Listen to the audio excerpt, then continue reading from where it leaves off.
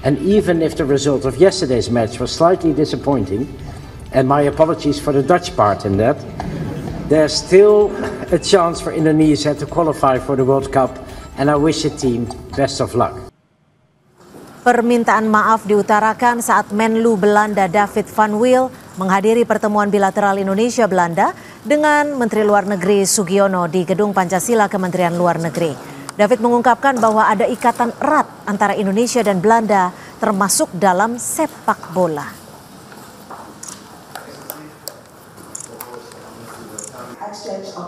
Yesterday, Indonesia played an important match with none other than Patrick Kluivert as your national coach. As a Dutchman, of course, I take special pride in seeing such a football legend contribute to Indonesia's sporting success. And even if the result of yesterday's match was slightly disappointing, and my apologies for the Dutch part in that, there's still a chance for Indonesia to qualify for the World Cup, and I wish the team best of luck.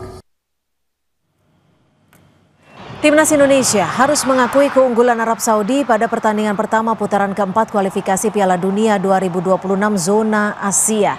Laga yang berlangsung di King Abdullah Sport City Stadium, Garuda kalah dengan skor 2-3. Indonesia unggul terlebih dahulu melalui gol penalti Cavendish pada menit ke-11. Namun berselang 6 menit, Arab Saudi menyamakan kedudukan lewat Abu Al-Shamad. Tuan rumah kemudian menutup babak pertama dengan gol dari Firas Al-Buraikan pada menit ke-34. Skor 2-1 untuk keunggulan The Green Falcon bertahan hingga turun minum.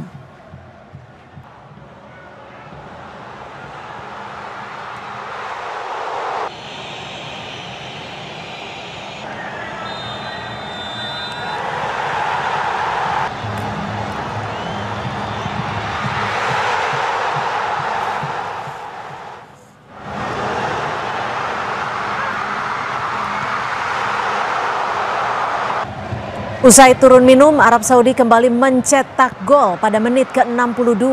Garuda mempertipis selisih gol melalui Cavendish lewat penalti pada menit ke-89. Elang hijau terbang lebih tinggi dari Garuda dengan skor akhir 3-2.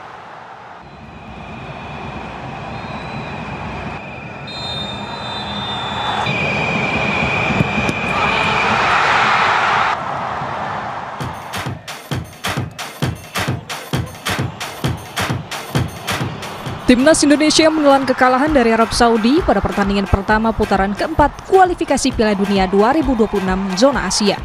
Skuad Garuda kalah dengan skor 2-3. 2 gol Timnas Indonesia ke gawang Arab Saudi disumbangkan Cavendish melalui penalti. Sementara Martin Paes bermain cukup apik. Tak ingin berlarut-larut dalam kekecewaan, pelatih Timnas Indonesia Patrick Kluivert ingin segera bangkit dan bersiap untuk laga melawan Irak. There's a game against Iraq in 3 days, so now it's time to analyze and to come back stronger against Iraq, because the game against Iraq we need to win.